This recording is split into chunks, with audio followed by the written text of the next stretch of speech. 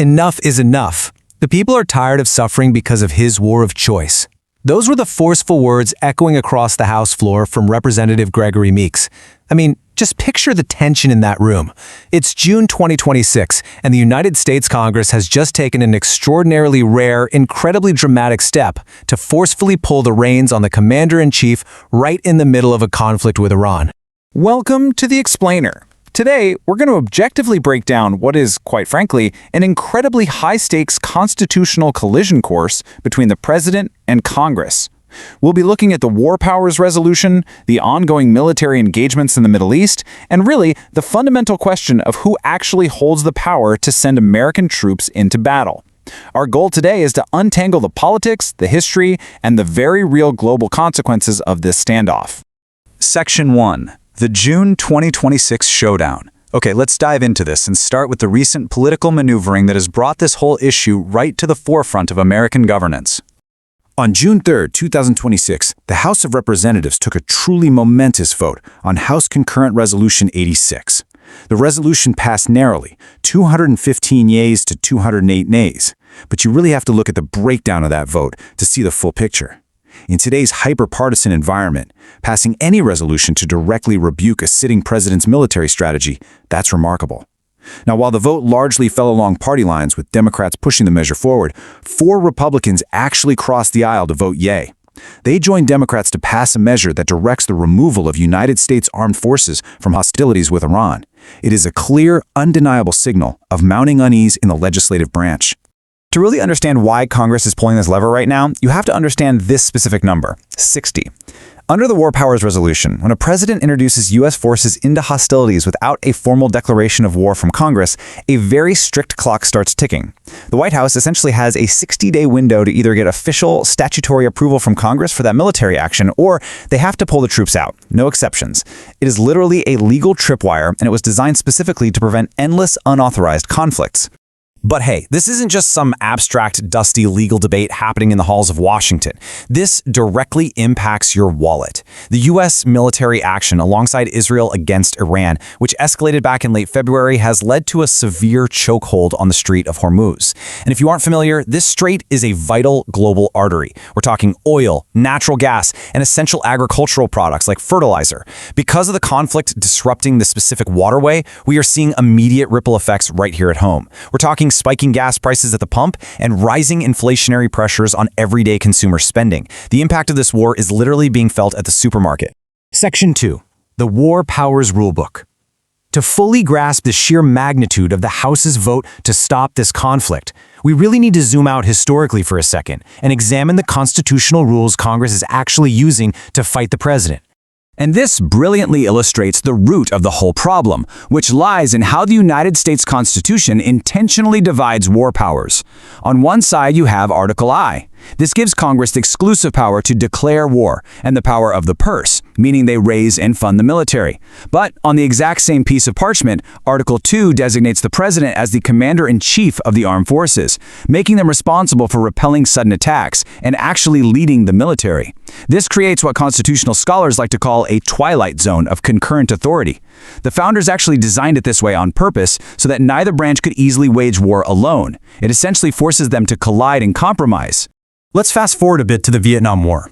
Lawmakers were getting incredibly frustrated by presidents dragging the country into prolonged, undeclared conflicts, which was really highlighted by news of President Richard Nixon's secret bombings of Cambodia. So, Congress decided to finally clarify this twilight zone. They drafted the War Powers Resolution in 1973. Nixon naturally fought back hard. He warned it was a dangerous and unconstitutional restriction on his power, and he vetoed it outright. But in a striking piece of historical irony, Congress marshaled a 2/3 majority in November 1973 to override Nixon's veto, officially birthing the exact same law that is being used against the White House today. Section 3. Operation Epic Fury. So, how did a rulebook from 1973 get triggered today in 2026? Let's zoom back into the present and examine the specific military actions of this conflict. The timeline here is fascinating and honestly incredibly confusing, which is exactly why Congress is stepping in right now. On February 28, 2026, the U.S. launched Operation Epic Fury, and that immediately triggered that 60-day war powers clock we talked about earlier. An uneasy ceasefire was declared a bit later on April 7th. Then comes May 1st, which is the critical 60-day deadline. On that exact day, the president submitted a formal letter to Congress stating that the hostilities had terminated because of the ceasefire, which theoretically stops the 60-day clock. However, literally just hours later in a public speech, the president blatantly contradicted his own official letter, stating, quote, "You know we're in a war." This jarring mixed messaging left lawmakers deeply alarmed about what the actual official policy was. Section 4. To withdraw or not. This confusion leads us perfectly into the fierce debate currently paralyzing Washington.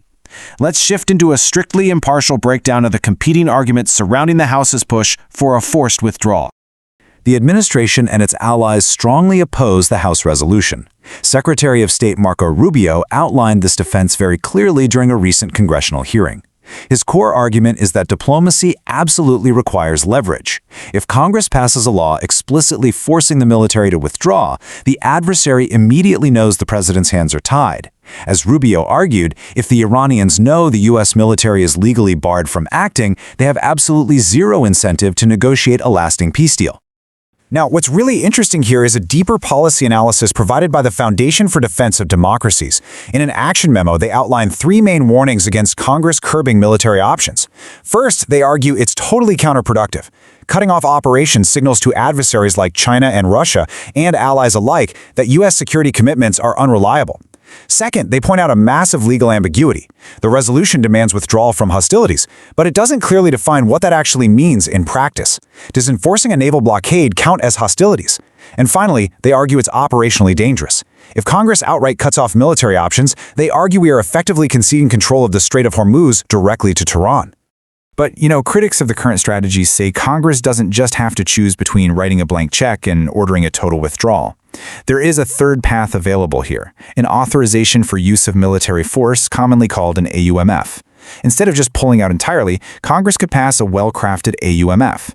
This would be a specific legislative mandate that clearly defines the exact mission, limits the scope of military commitments abroad, and essentially brings the entire operation out of the legal shadows and squarely back into constitutional compliance. Section 5. The constitutional tug of war. All of this sets the stage for a seriously dramatic climax in this institutional clash. So where does this standoff go next? The roadmap from here is fraught with institutional conflict. Step 1 is already complete. The House has passed the War Powers Resolution. Step 2 moves the battle over to the Senate. A similar measure actually advanced there recently with the support of some Republicans breaking ranks, so final Senate vote is going to be incredibly tight. But even if the Senate does approve it, we hit Step 3, an almost certain presidential veto. The White House will inevitably reject any measure it views as an infringement on the president's commander-in-chief authority, literally just like Nixon did back in 1973. From there, Congress would need a 2/3 supermajority to override the veto, which, in today's political climate, is an incredibly steep hill to climb. Which brings us to our final question, one that truly strikes at the very heart of the American system. When the president and Congress fundamentally collide over matters of war and peace, who ultimately has the final say? The text of the Constitution gives powers to both. The War Powers Resolution tries its best to set the rules, but as we are seeing unfold in 2026, the reality is a messy, high-stakes battle of political will. This is a story about both the fragility and the genius of the Constitution's balance of power. And it's for sure one you'll want to keep a very close eye on. Thanks for joining me on this explainer. Keep questioning, keep learning, and I'll see you next time.